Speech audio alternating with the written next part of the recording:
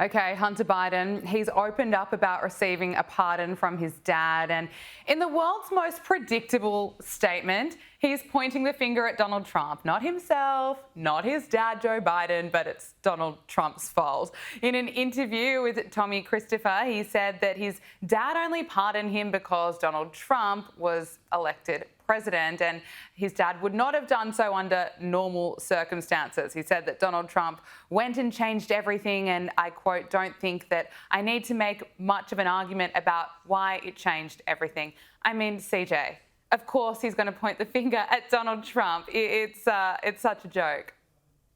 You're exactly right. It's just plain silly. But I got to tell you, maybe we should give credit where it's due. I will actually applaud Hunter Biden for his self-awareness there. He says that he recognizes how privileged he is. And he actually is very, very privileged. He's the most privileged crackhead in America.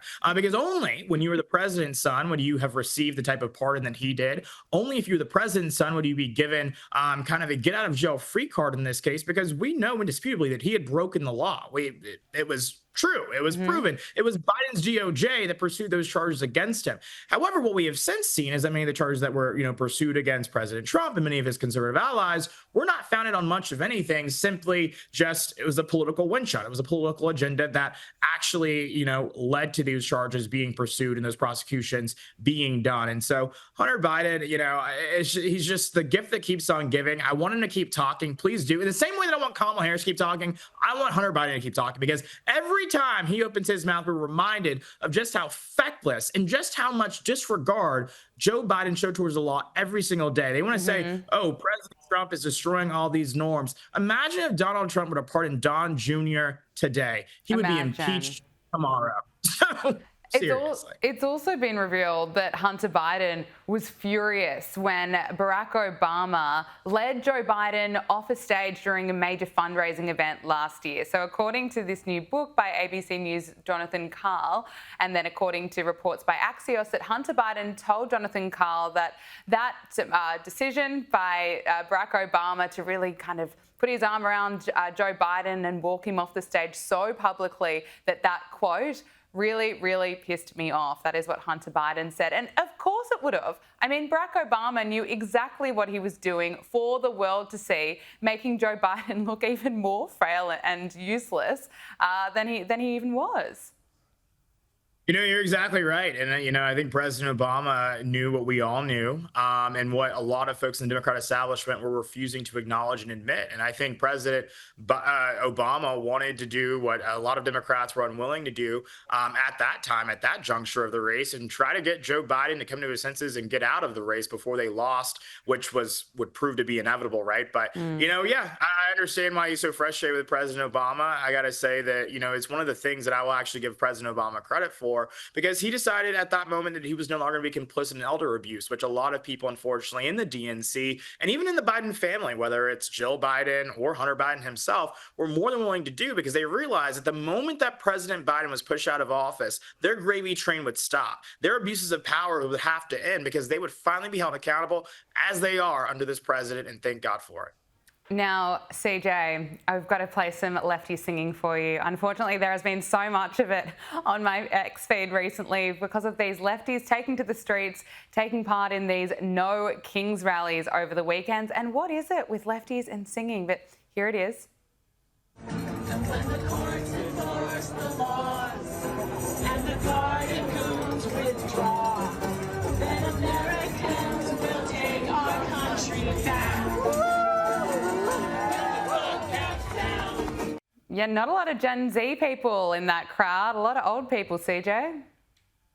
Straight out of the nursing home, it seems. I knew that they would usually go to the nursing home to try to get Democrat votes, but now they're just shipping them to their rallies.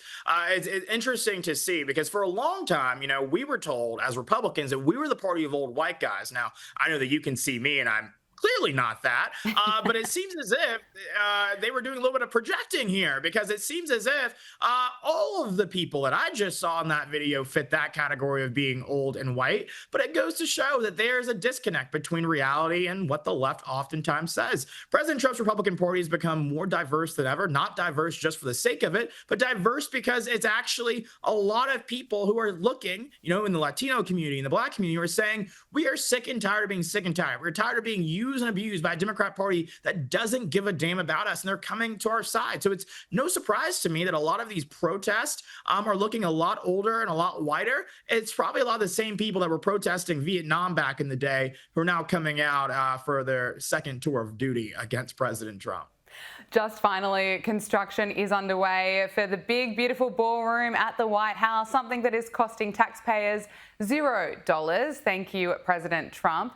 Yet Hillary Clinton is making a big issue out of it. She posted on X saying, "It's not your house, it's not his house," rather, taking aim at Donald Trump, saying it's your house and he's destroying it.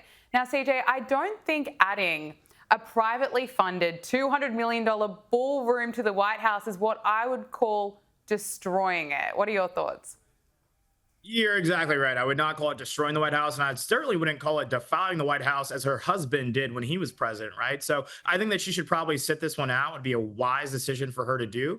As you pointed out, no taxpayer dollars are being used to even construct this ballroom. This is being funded by the president himself and some, generous, patriotic donors who want to, beautify, the symbol of our country, and good for them. That's their prerogative. This is a free country. They can use their money to do whatever they please. And of course, this is not unprecedented. There are many instances throughout history where first ladies and presidents have made renovations to the White House. Jackie Kennedy made a tremendous amount of, renovations, as did the presidents that followed the burning of the White House. So there were many situations here where the White House has been modified, and different presidents have left their mark on the institution and the structure. So I think this is just a lot about nothing. And again, I think Hillary Clinton would probably be wise to sit this one out when you consider the totality of her husband's history in that beloved building.